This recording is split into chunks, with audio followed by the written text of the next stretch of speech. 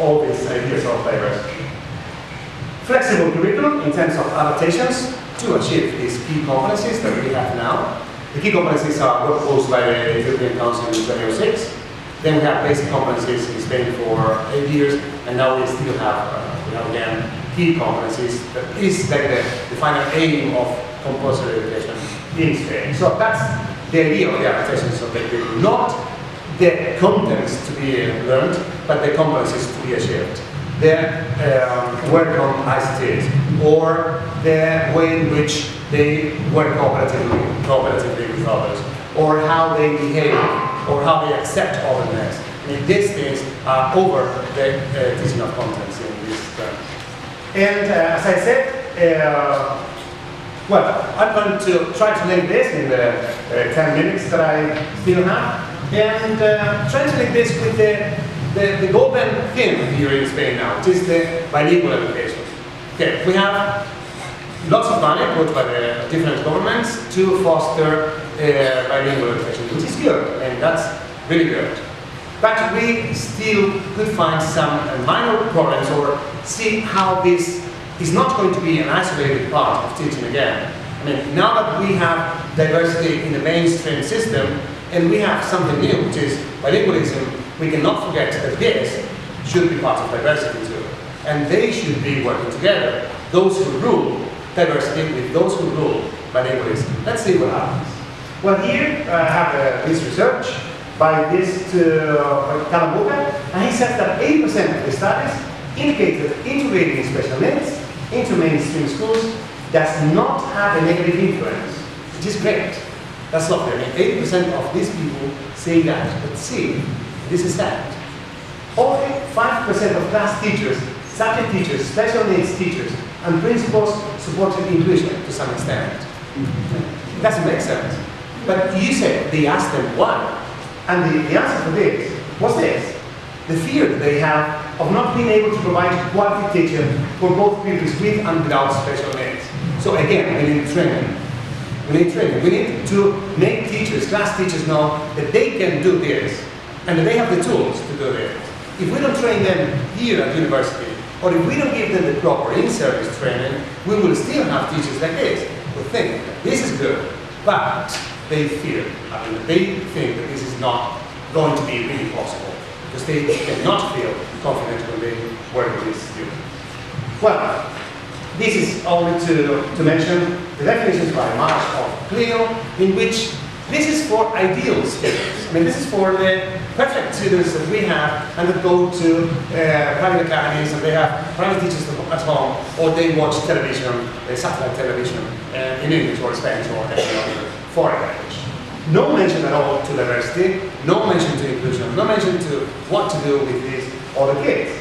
And what I did was to try to find in the big reports of the European Union and see what they say about, when they talk about bilingualism, what they say about diversity. And diversity is considered only as the linguistic diversity in Europe, which is good. We have linguistic diversity in Europe. But we have more things that the term diversity covers. So, I tried to find inclusion or differentiation, and these three terms appeared in the report 6 years later. Inclusion 4 times, let's say, because it's only 9 times in which they say inclusion of languages in the curriculum. Or diversity, 4 times when they say that we have a wide linguistic diversity in Europe. Differentiation was not mentioned at all. In this report of bilingualism in Europe, no mention to underachievers, gifted, stronger, weaker, more or less advanced, no mention at all. So this report seems to be, to me, that's my personal opinion, a report only for the good students who are still there. No one asks what happens with the other students. We should wonder what happens to them.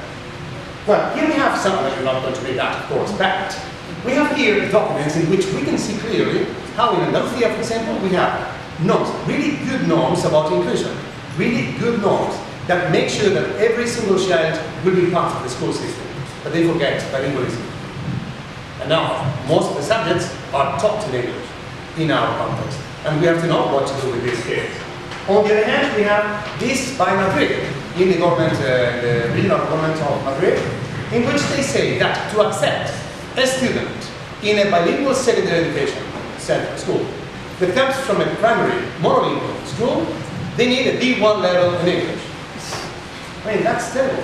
I mean, we need, to our students here at the university, at the Faculty of Education, and all the University of Granada, we ask them a B1 level to give them the degree in a foreign language. So when they're only 12, you're asking them a B1 level, first. Second, they have to pay Cambridge or Trinity to get the B1 level.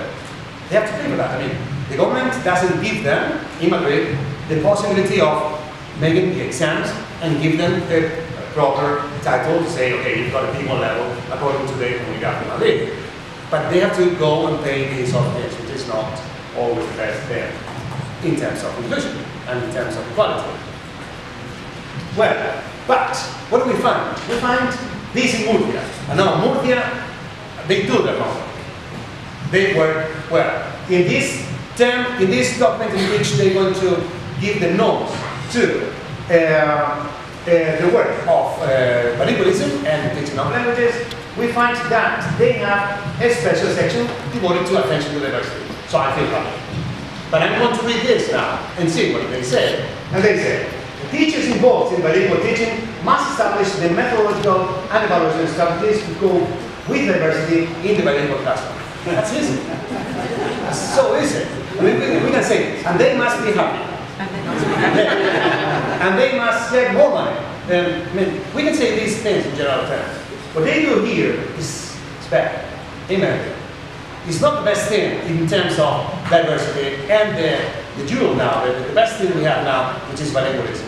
They say that if natural science, for example, is taught in English, the teaching staff may recommend that a child does not study this subject through English the following academic year. So he will be left behind. He will not follow the subject in English. Maybe we have other options. Instead of saying, okay, but you're left there. Now the rest of the group is going to keep on learning in this bilingual section, but you're going to stay here. I mean, maybe we can adapt this thing, and maybe we can reinforce and give more hours. I don't know. I mean, we have to talk. We have to sit and talk and see what to do in these terms. Well, I only have like 3 or 4 minutes, but I want to tell you what is the video. I'm going to give you the presentation. I'll leave Monica the presentation in case you want to see it again. And in this video we can see how this kid, who cannot count the red pens, does it at the end, simply because of the reinforcement by her mother, by his mother in this case. And she keeps on telling him that he can do it, that he's going to be able. She almost says, okay, that's enough. And she keeps on working on that. It's beautiful, but it takes like 3 minutes and a half, and I don't have the time. Okay, so the challenges that we have with teachers are clear. Large class sizes, it takes teachers time and energy, because it takes teachers time and energy. When they finish teaching after 6 hours of teaching, or 7 hours of teaching, they have to prepare extra materials for these kids. That's something that really takes their time. There is a lack of knowledge of differentiation. They sometimes don't know exactly what their pupils really need and their characteristics, which is also something good. And we should have more cooperation with other school staff members. There's a video that I want to show you, and I'm going to finish with this, that I recommend my students, when I train them to be teachers for the government, when they come to be civil servants. And why do I recommend this? Why do I tell them to do this? Because I can be in the shoes of these students who come home and they have to do homework of something that they didn't understand when they were at school. And now they have a book there and some exercises or a task which is more complex, or grammar, simply, if they are in terms of English. And I recommend them to prepare this, what we can call COOC, not the massive online open courses, because this is not going to be massive, but this is for the classroom, this is for the class, for the group. And this is in Spanish, but you will see how these easy things can work to make things easy. We have this is only one tutorial, but we have others in which we give information to families of what to do. You can prepare this once, and for this level, you can use this. Why not? I mean, there are many different options to be used. Let us see if this works. Oh, quick time. No, it's pretty good. Okay, so we cannot see the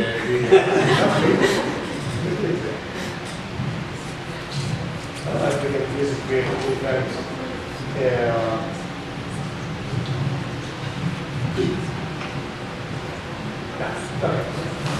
Well, this is, and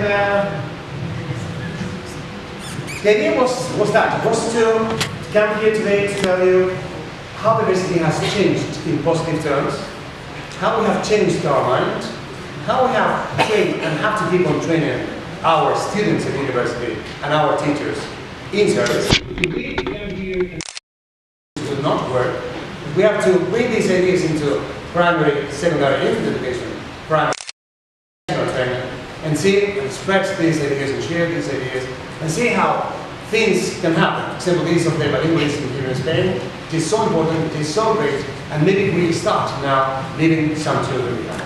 That was it. Thank you very much for your attention.